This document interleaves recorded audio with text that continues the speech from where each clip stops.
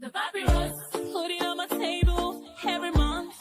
I don't wanna be sad. Don't even try to hide it. No, I don't wanna lose it. And you say how it is, it's so inviting. The papyrus, we're all so alive. The papyrus. Hello and welcome to the Papyrus TV News Update. The headlines. Agwu local government deputy chair warns Wike, stay out of Enugu politics. Niger Delta youths threaten to shut down oil over Akpabio criticism. Petroleum minister, local refineries will reduce fuel costs. Appeal court halts Sanusi's reinstatement as Emir of Kano. Rivers Assembly adjourns indefinitely after Fubara's budget request. Kwara government partners LG chairman to drive agricultural growth. Nigeria rejects claims of targeted killings of Christians. The news in details.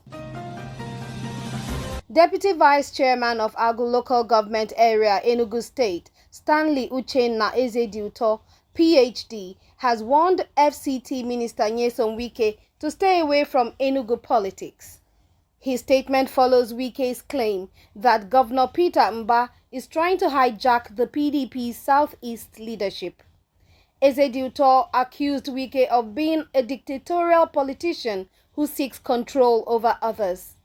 He emphasized that Mba, as the only PDP governor in the region, is naturally the party leader in the Southeast. He criticized Wike's lavish political spending and dismissed allegations that Mba is unwilling to fund the PDP, insisting the governor is simply prudent with public resources. Ezediuto also condemned Wike's questioning of Mba's legal credentials, pointing out that Wike, despite being a lawyer, has never won a court case. He urged Wike to respect governance hierarchies and avoid meddling in Enugu affairs.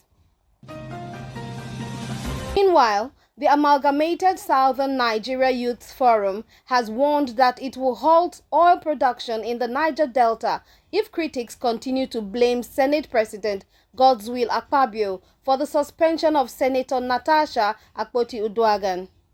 Forum President Victor Ole accused northern politicians of using ethnic politics to weaken the Niger Delta's political influence.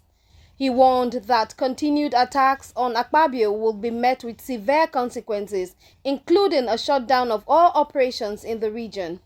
Ole also pointed out economic injustices, noting that revenue from Niger Delta crude benefits the entire nation, while profits from northern mineral resources like gold and lithium are retained within the north.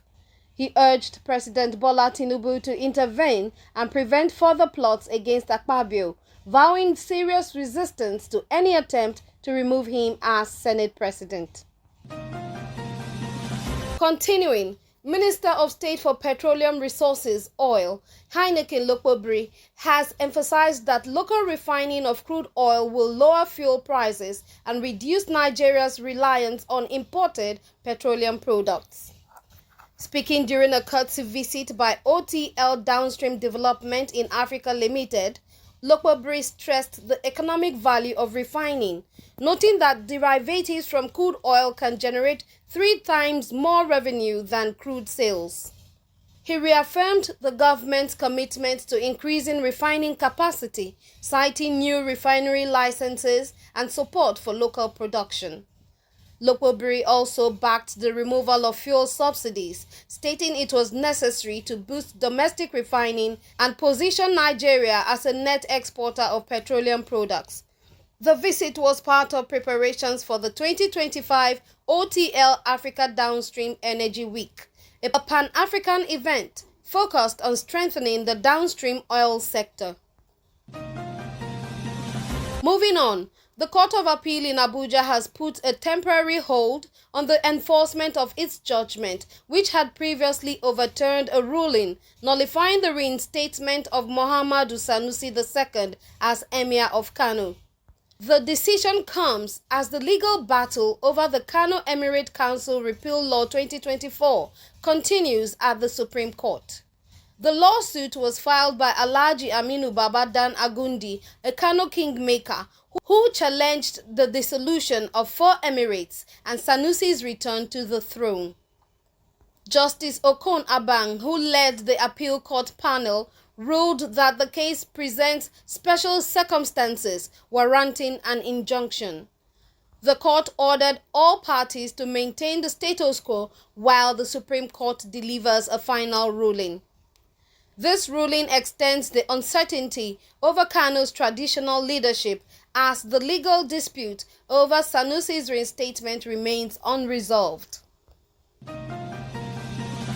In another development, the Rivers State House of Assembly has adjourned plenary indefinitely, just hours after Governor Siminalayi Fubara sent a second letter requesting to present the 2025 appropriation bill.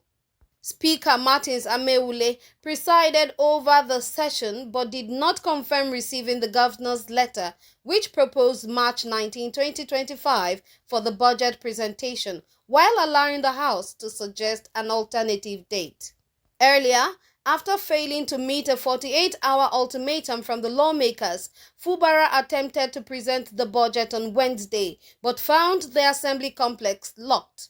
The indefinite adjournment has now stalled reconciliation efforts between the governor and the 27 lawmakers loyal to former Governor Nyesom Wike, despite a recent Supreme Court ruling that validated their defection from the PDP to the APC. Furthermore, in a move to boost agriculture in Kwara State, Commissioner for Agriculture and Rural Development, Dr. Afiz Alabi, has engaged local government chairmen to ensure the full implementation of Governor Abdul Rahman Abdul Razak's agricultural vision. At a high-level meeting with Commissioner for Local Government and Chieftaincy Affairs, Abubakar Bata, Dr. Alabi stressed the importance of direct grassroots engagement to improve agricultural interventions. He assured that all government-provided inputs, funding, and support will reach intended beneficiaries without leakages. Dr. Alabi also announced plans for a statewide tour of local governments to directly interact with farmers, ensuring policies reflect real needs. Algon Chairman and Kayama Local Government Area Chairman Abubakar Abdullah pledged full support, while Permanent Secretary Mrs. Funke Shokoya highlighted the need for synergy between the ministry and local government areas to enhance agricultural productivity. Conclusively, the Ministry of Foreign Affairs has dismissed allegations of targeted killings of Christians in Nigeria, describing them as misleading and politically motivated.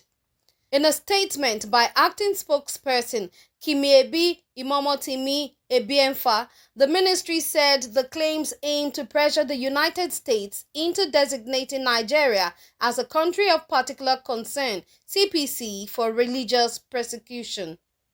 While acknowledging security challenges, the government insisted that attacks by insurgents and bandits are not religiously motivated, but driven by terrorism, criminality, and communal disputes, especially conflicts over land resources between farmers and herders.